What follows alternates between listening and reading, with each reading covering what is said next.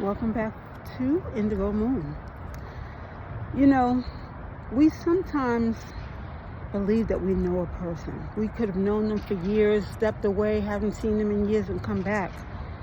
Everyone changes, especially their circumstances, especially their different ways in which they look at things. We are all evolving, we're all changing in one way or another. So there's this guy, right, who made up a lot of stories about a woman. And he was very upset with this woman because she left.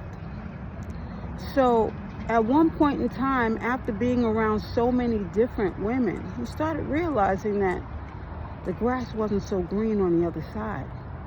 The only problem is the man was an exaholic. S-E-X-aholic. And we know, by even looking at mass media or celebrities, that this is possible. And some people go and get rehabilitated. Some people have all sorts of issues. But when you have that type of issue and you cannot keep your instrument in your pants, the problem is that when you get something, you start to blame it on all sorts of people. So this guy decides he wants to blame it on this one individual, because she was the one that left. When you think about why people leave, a mature person's going to see something wrong and they're going to walk. They're going to step. Some of them are going to run fast as they possibly can to get away from the situation at hand. And the reason why they're learning to run, walk, skip is because of self-preservation. If you love yourself, you're going to make the changes that you need to provide a healthier perspective for yourself. So the guy is upset and he thinks this woman, he knows the truth.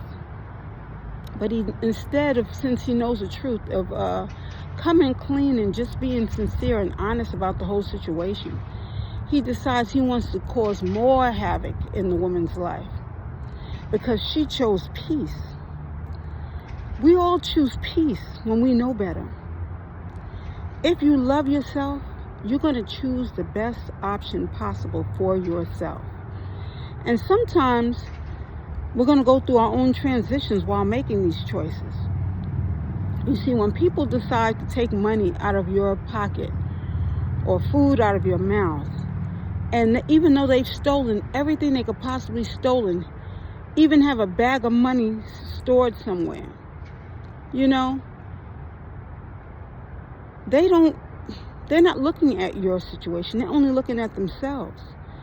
And when a person is selfish, that's the worst person to be around, because they're only thinking of themselves. We all have our own crosses to bear. Same guy, and of course, a friend of his, a sleeping buddy, I'll say, send a woman to hang out with the woman that left, just to pick her brain, just to get all the information behind the scenes of what she's doing. They still can't come up with anything. But the problem is that we all have our own business to mind. When you go poking and minding other people's business, you end up gaining less than yourself. You see, if you were worried about yourself, if you were investing in yourself, you would be in a better position than always worrying about other people.